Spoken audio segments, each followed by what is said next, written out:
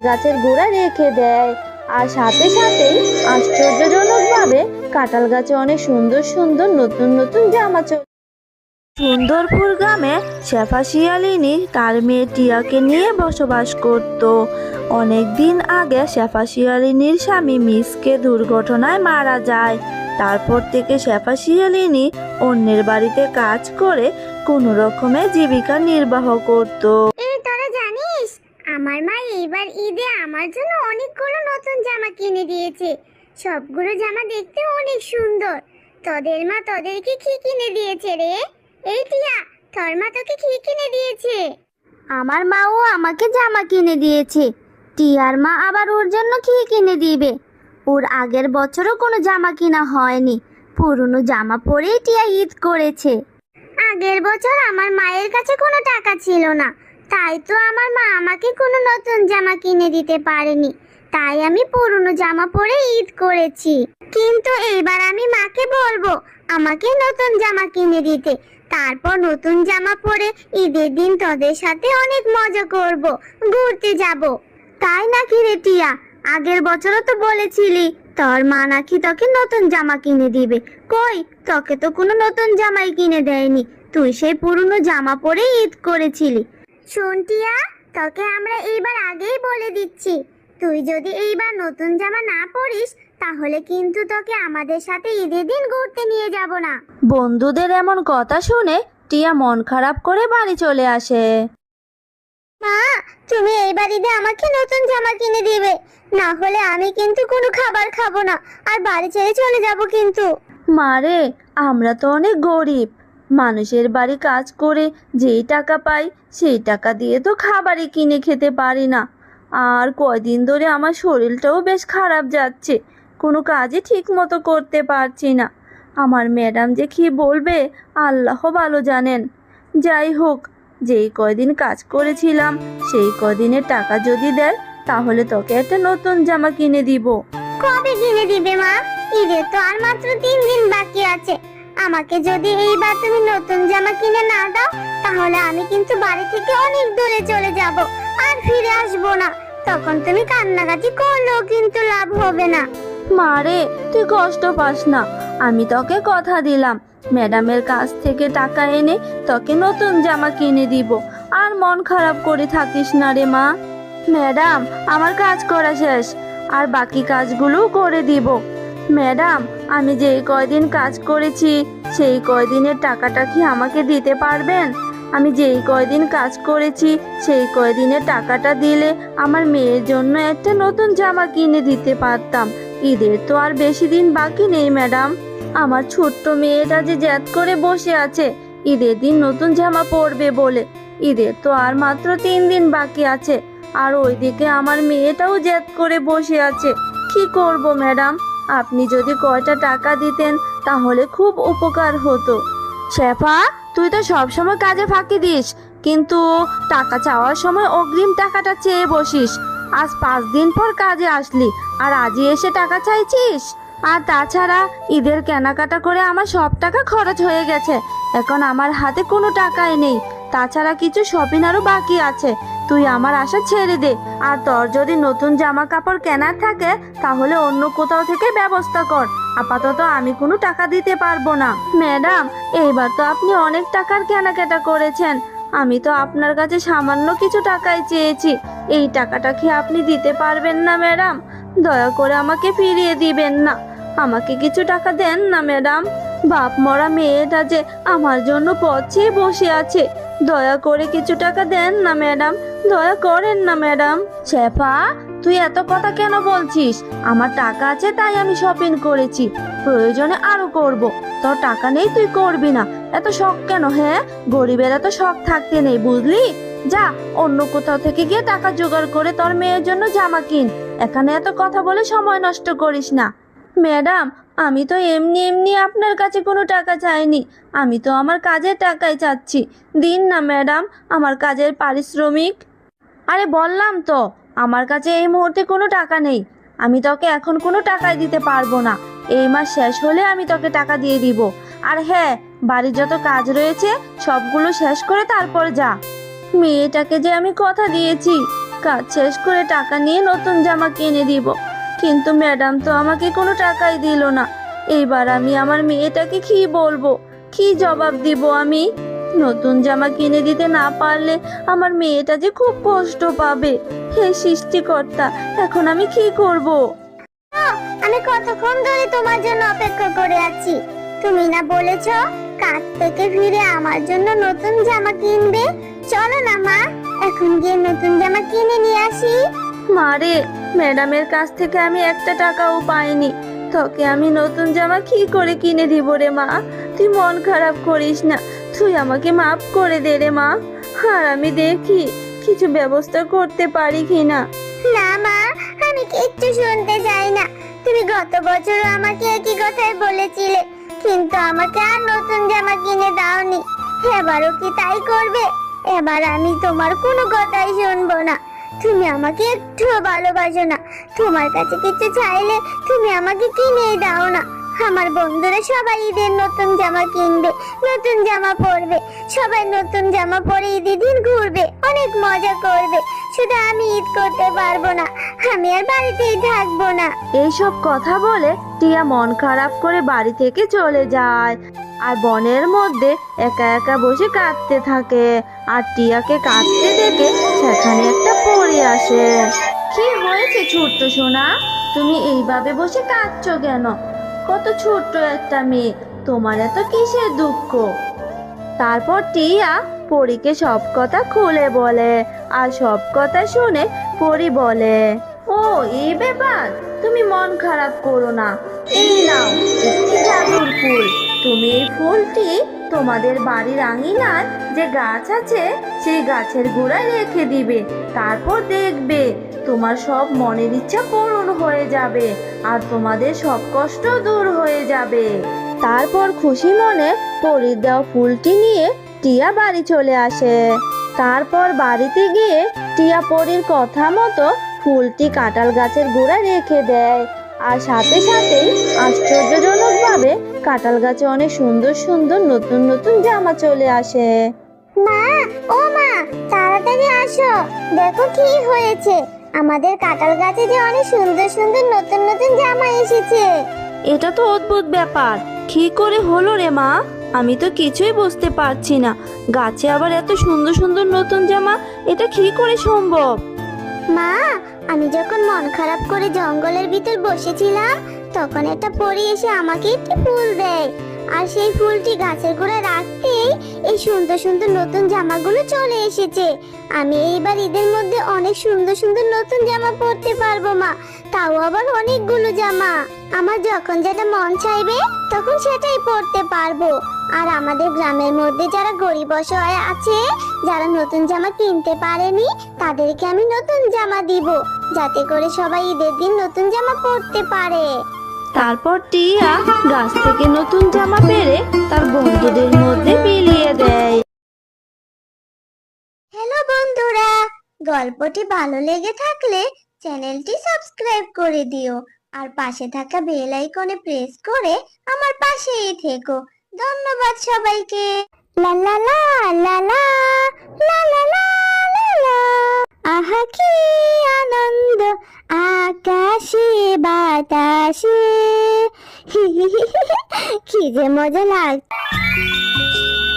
Cake আছে cake, বাচ্চারা নিয়ে যাও নিয়ে যাও, আমার নিজের হাতে তৈরি করা মজাদার সুস্বাদু কেক। বাচ্চারা কেক আছে কেক, নিয়ে যাও নিয়ে যাও।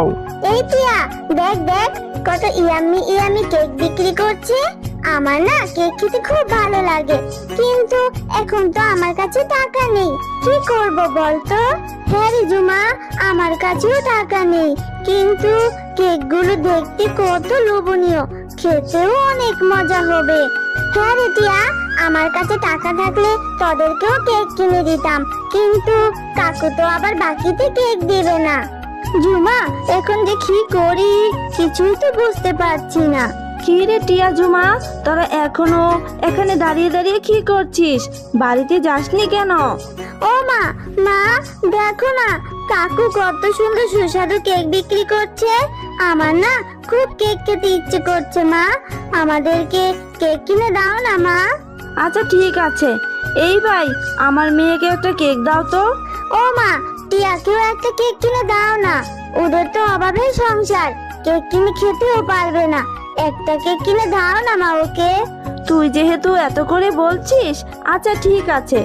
এই ভাই, টিয়াকেও একটা কেক দেন তো। লা লা লা লা লা লা লা লা লা লা। আহা কি আনন্দ আকাশে বাতাসে।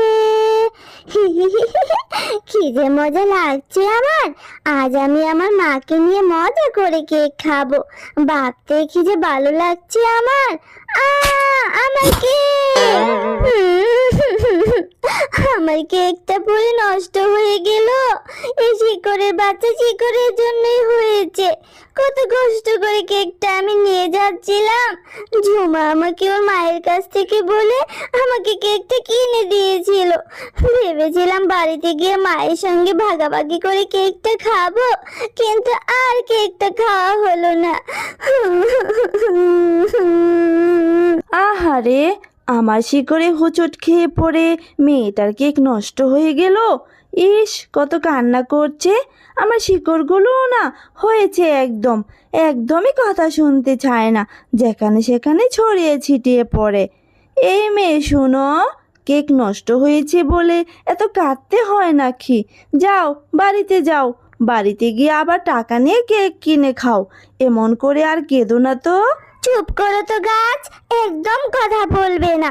তোমার শিকড়ে হুচট খেয়ে তো আমি পড়ে গেছি, আর পড়ে গিয়ে তো আমার কেকটা নষ্ট হলো।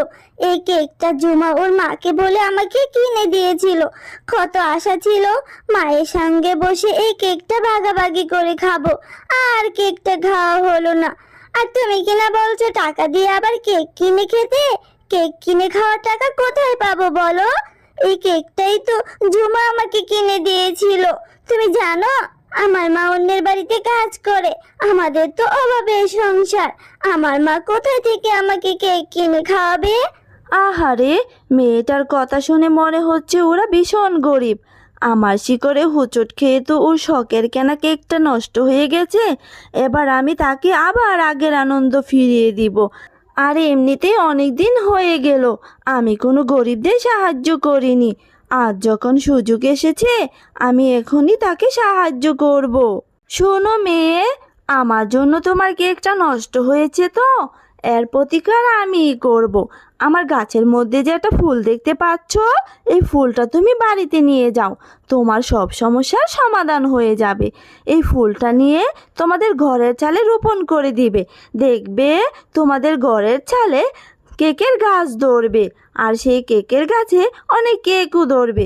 সেই কেকগুলো তোমরা খেতে পারবে, আবার বিক্রিও করতে পারবে।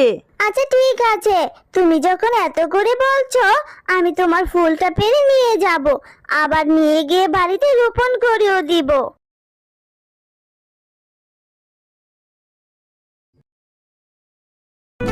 কি রে টিয়া, এখানে তুই কি করছিস? আর তোর পাশে এটা কিসের ফুল? ফুলটা দেখতে কেমন যেন অদ্ভুত লাগছে, আবার ঝাঁঝালো গন্ধ আসছে। কোথায় থেকে আনলি রে এই ফুল তুই? আরে মা, তোমাকে তো এই ফুলের কথা বলতে ভুলেই গেছি। এরপর টিয়া তার মাকে সব কথা খুলে বলে। তোর মাথাটা কি ঠিক আছে রে টিয়া? এইসব তুই কি বলছিস? গাছ আবার কখনো কথা বলে নাকি? শরীরটা তোর খারাপ হয়েছে নাকি? হ্যাঁ, এইসব উল্টাপাল্টা কথা বলছিস। শোন, এইসব কাজ বাদ দিয়ে ঘরে যা, ঘরে গিয়ে পড়তে বস। আমি একটু কাজে যাচ্ছি। গাছ নাকি আবার কথা বলে, মেয়েটার মাথা গেছে একেবারে। তারপর টিয়া গাছের কথা মতো ফুলটি বাড়ির আঙিনায় রোপণ করে দেয়। ও মা, এটা কি দেখছি আমি? কাল যে আমি ফুলটি রোপণ করেছিলাম, সেই জায়গায় এখন কেকের গাছ হয়েছে। এই জন্যই বুঝি গাছ আমাকে বারবার বলেছিল গাছের ফুলটি নিয়ে যেতে।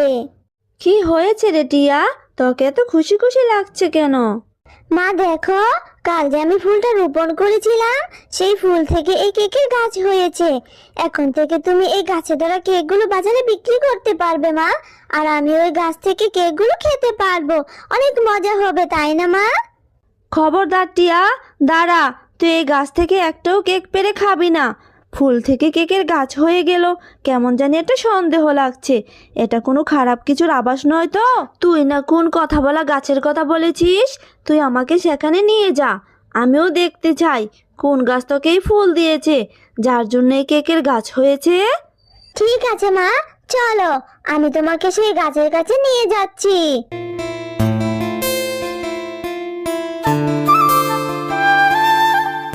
এই যে মা, এই সেই গাছ, যে গাছটা আমাকে জাদুর ফুল দিয়েছিল। এই গাছ বলো, তুমি আমার মেয়েকে কেন ফুল দিয়েছিলে যা থেকে কেকের গাছ হয়েছে? কোনো খারাপ উদ্দেশ্যে আমার মেয়েকে ফাঁসাতে চেয়েছো নাকি? হ্যাঁ, নিশ্চয়ই এই কেকগুলো খেলে আমাদের কোনো ক্ষতি হয়ে যাবে। না গো, তুমি সম্পূর্ণ ভুল ভাবছো আমাকে। তোমার মেয়ের মুখ থেকে শুনেছি তোমরা নাকি খুব গরিব, তাই তো এই ফুলের মাধ্যমে তোমার মেয়েকে সাহায্য করতে চেয়েছি। এই ফুলটি হলো জাদুর ফুল। এই ফুলের মাধ্যমে যে গাছ হবে সেই গাছে জাদুর কেক ধরবে, আর তোমরা সেই কেক খেতে পারবে, আবার বাজারে বিক্রি করতেও পারবে। এতে করে তোমাদের সব অভাব দূর হয়ে যাবে। আমার কোনো অসৎ উদ্দেশ্য নেই গো, বিশ্বাস করো আমাকে। সত্যি তুমি আমাদেরকে সাহায্য করার জন্য কেকের গাছটা দিয়েছো? তুমি তো খুব ভালো। আমি অবশ্যই গাছে ধরা কেকগুলো বাজারে বিক্রি করব, আর আমাদের অভাবও দূর করব। তবে হ্যাঁ, এই গাছে শুধু 2বারই কেক ধরবে, রাতে আর দিনে। দিনের কেকগুলো তোমরা খেতে পারবে, আবার বিক্রিও করতে পারবে। আর রাতের কেকগুলো তোমরা ভুলেও ছবে না। যাও, তোমরা এখন বাড়ি ফিরে যাও।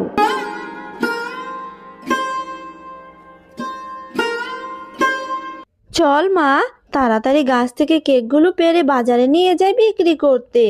কেকগুলো দেখে অনেক সুস্বাদু মনে হচ্ছে, নিশ্চয় বাজারে কেকগুলো সবাই নেবে। আর গাছে ধরা কেক বিক্রি করে আমরা অনেক টাকাই পাবো রে মা, আর আমাদের অভাবও দূর হবে। হ্যাঁ মা, তুমি ঠিক কথাই বলেছো। গাছটা আমাদের কত উপকার করলো। এখন আমি অনেকগুলো কেক খেতে পারবো, আবার তুমি কেকগুলো বাজারে বিক্রিও করতে পারবে। আমি এর জন্যই তো অপেক্ষা করছিলাম। আমি জানতাম ওই গাছ কাউকে না কাউকে সাহায্য করবে। ওই গাছের একদিন আমি অনেক ফুল নষ্ট করেছিলাম বলে গাছ আমাকে অনেক শাস্তি দিয়েছিল। সে বলেছিল তার ফুল দিয়ে নাকি সে গরিবদেরকে সাহায্য করবে, এই বলে আমাকে অনেক শাস্তি দিয়েছিল। সেই দিন থেকেই আমি পণ করেছিলাম, যদি কোনোদিন ওই গাছ কাউকে সাহায্য করে, সেই সাহায্য করা জিনিস আমি নষ্ট করে দিব। আজ সে শেফার মেয়েকে কেকের গাছ দিয়ে সাহায্য করেছে, তাই না? দাঁড়া, আমি তোদের কেকের গাছটা আজই নষ্ট করে দিব। হি হি হি হি হি হি।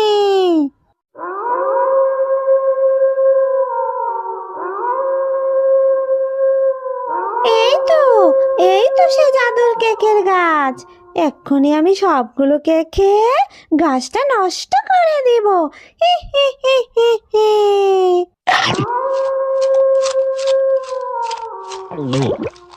হি হি হি। এ কি হলো আমার? আমার ভিতরটা জ্বলে যাচ্ছে কেন? ওরে বাবা রে, গেল গেল গেল রে, আমার ভিতরটা জ্বলে গেল। আমার মুখ থেকে এইভাবে রক্তবমি বের হচ্ছে কেন? বাঁচাও, বাঁচাও আমাকে।